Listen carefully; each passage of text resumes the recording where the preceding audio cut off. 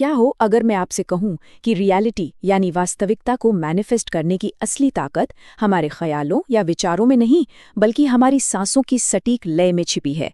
हैरानी हुई ना? विज्ञान भैरव तंत्र के प्राचीन रहस्यों पर आधारित इस कमाल के डीप डाइव में आप सबका स्वागत है।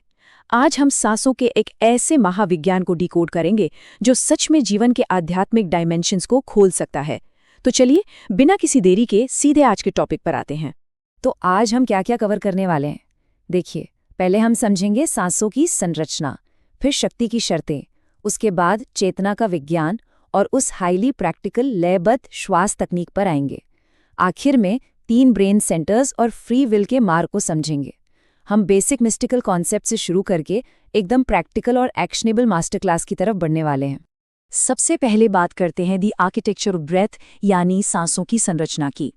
देखिए, हमारे शरीर में प्राण ऊर्जा मुख्य रूप से 2 चैनल्स के जरिए आती है और इंटरेस्टिंग बात यह है कि ये ऊर्जा कोई स्थिर या स्टैटिक चीज नहीं है। ये हर 60 से 90 मिनट में हमारी कॉग्निटिव स्टेट्स यानी सोचने समझने की स्थिति को पूरी तरह बदल देती है। ये एक कंटिन्यूअस साइकिल है जो चलती ही रहती है। ओके, तो चलिए इसमें थोड़ा और गहराई से जाते हैं। हमारी बाईं नासिका यानी इड़ा नाड़ी जो राइट ब्रेन से जुड़ी है वो एकदम क्रिएटिव और इंट्यूटिव है। वहीं दूसरी तरफ दाहिनी नासिका यानी पिंगला नाड़ी लेफ्ट ब्रेन को कंट्रोल करती है। ये लॉजिक और फोकस के लिए होती है। अब सोचिए, जिस पल ये पहचान लिया जाता है कि अभी कौन सी नाड़ी एक्टिव है और अपने डेली कामों को उस नेचुरल साइकिल के हिसाब से अलाइन कर लिया जाता है, तो एक ऐसी जबरदस्त फ्लो स्टेट मिल जाती है जहां सब कुछ एफर्टलेसली होने लगता है। लेकिन वैसे सच कहूं तो असली मैजिक इन बेसिक डुअलिटीज के पार है। ईड़ा और पिंगला के बीच एक हिडन तीसरी नाड़ी है, सुषुम्ना। जब सांस इन दोनों को छोड़कर इस तीसरे चैनल में एंटर करती है ना, तो ये एक ऐसी पावरफुल स्थिति को ट्रिगर करती है जिसे भैरवी स्थिति कहते हैं। यहाँ माइंड बिल्कुल शांत हो जाता है, ईगो या मैं का भाव 0 हो जाता है और सीधा कॉस्मिक कॉन्शियसनेस से कनेक्शन जुड़ जाता है। यही वो एग्जैक्ट स्टेट है जहाँ नेचुरल फोर्सेस हमारी सबसे गहरी इच्छाओं को सच करने लगती हैं। ये सच में अद्भुत है। अब आते हैं अपने अगले हिस्से पर, शक्ति की शर्तें। इस अनंत ऊर्जा को हैंडल करने के लिए जो मेंटल रेडीनेस चाहिए, प्राचीन ग्रंथों ने उन साइकोलॉजिकल माइलस्टोन्स को समझाने के लिए कमाल के फिजिकल रूपकों या मेटाफर्स का यूज किया है। चलिए उन्हें डिकोड करते हैं। और ये विशिष्ट सिंबल्स ब्रिलियंटली इलस्ट्रेट करते हैं कि एक्चुअली में हमें क्या चाहिए। जैसे भगवान शिव के गले में लिपटा नाग, ये दर्शाता है रूट चक्र पर जीत को, यानी अपने सबसे बुनियादी डर और सर्वाइवल इंस्टिंक्ट्स को ओवरकम करना। और उनके शरीर पर लगी राख, ये इस बात का रिमाइंडर है कि ये भौतिक संसार नश्वर है। वेल्थ, स्टेटस और फिजिकल ईगो से डिटैचमेंट, ये साइकोलॉजिकल ट्रेट्स सिर्फ प्रतीक नहीं है बल्कि हाई लेवल मैनिफेस्टेशन पावर्स को सेफली एक्सेस करने की एकदम एसेंशियल कंडीशंस हैं। तो अब एंशिएंट फिलॉसफी से हटकर थोड़ा टैंजिबल बायोलॉजी पर आते हैं, चेतना का विज्ञान। यहाँ फैक्ट ये है कि एक सांस की फिजिकल डेप्थ सीधे तौर पर मानव चेतना के उठने से जुड़ी है। सांस शरीर के जितने गहरे तल को छूती है, चेतना उतनी ही ऊंचाई तक उठती है।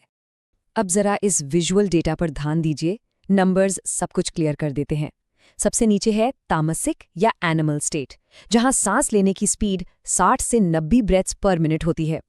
फिर आता है नॉर्मल ह्यूमन या राजसिक स्टेट, लगभग 30 से 40 सांसें।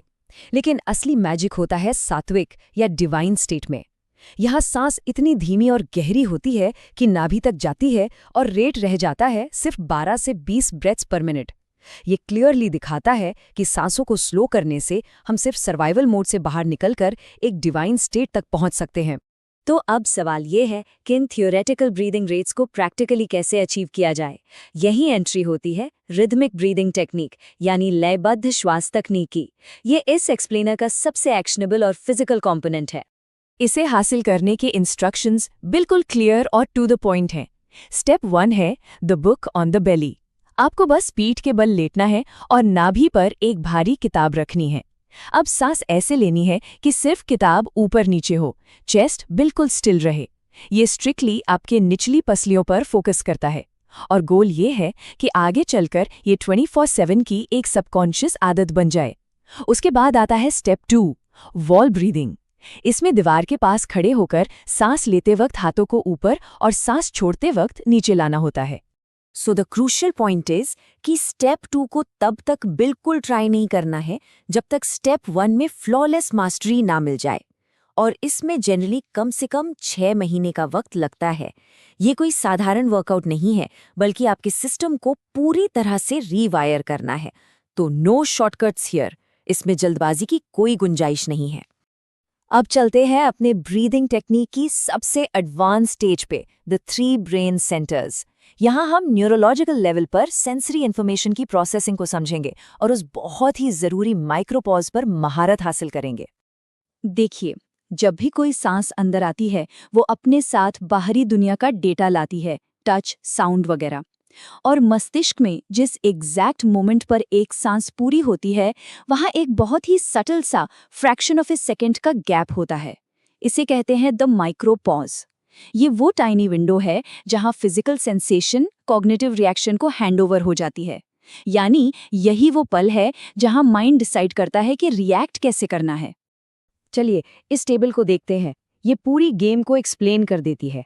जब सेंसरी डेटा एस यानी सर्वाइवल सेंटर पर रजिस्टर होता है तो रिएक्शन एकदम इंस्टिंक्टिव, अनकॉन्शियस और जानवरों जैसा होता है। अगर डेटा ई यानी इमोशनल सेंटर में गया तो रिएक्शन सेंटिमेंटल होगा और कंट्रोल सिर्फ सेमी कॉन्शियस रहेगा। पर रियल गेम चेंजर है आई सेंटर, इंटेलेक्चुअल सेंटर। जब डेटा यहाँ प्रोसेस होता है ना, तब एक्शन पूरी तरह से जानबूझकर और कॉन्शियसली लिया जाता है। इसे ही फ्री विल कहते हैं। अपनी सेंसरी प्रोसेसिंग को अनकॉन्शियस एस सेंटर से उठाकर फुल्ली कॉन्शियस आई सेंटर तक शिफ्ट करना ही नसों, इमोशंस और अल्टीमेटली रियलिटी को कंट्रोल करने का सबसे बड़ा राज है। सो अब हम आते हैं अपने आखिरी पड़ाव पर, फ्री विल का मार्ग। अपने माइंड को परमानेंटली इस हाईएस्ट इंटेलेक्चुअल सेंटर में एंकर करने के लिए हमें कुछ अंतिम डेली प्रोटोकॉल्स की जरूरत होगी जो थॉट्स और एनर्जी को ऑर्गेनाइज करते हैं। इसके लिए हम यूज करते हैं the 90 day witness protocol. Simply put, आपको लगातार 90 दिनों तक अपनी सांसों, ख्यालों और डेली एक्शंस का एक डिटैच्ड ऑब्जर्वर बनना है, एकदम साक्षी भाव। जब आप इस कंटिन्यूअस अवेयरनेस को ब्रह्मचर्य जैसे अनुशासनों के थ्रू एनर्जी चैनलाइज करने के साथ मिला देते हैं तो ये आपकी लाइफ पर टोटल मास्टरी और एब्सोल्यूट मैनिफेस्टेशन के दरवाजे खोल देता है। तो देखिए, ये सब सिर्फ थियोरेटिकल बातें नहीं हैं। मैनिफेस्टेशन का ये हाई लेवल कॉन्सेप्ट डायरेक्टली उस सांस से जुड़ा है जो आप अभी लेने वाले हैं। इस डीप डाइव को हम एक प्रोवोकेटिव सवाल के साथ यहाँ एंड करेंगे। फ्री विल की ये जबरदस्त शक्ति अगले 1 मिनट की 12 से 20 सांसों को किस दिशा में लेकर जाएगी? रियलिटी बदलने की चाबी तो अब पूरी तरह से आपकी अगली सांस में ही है।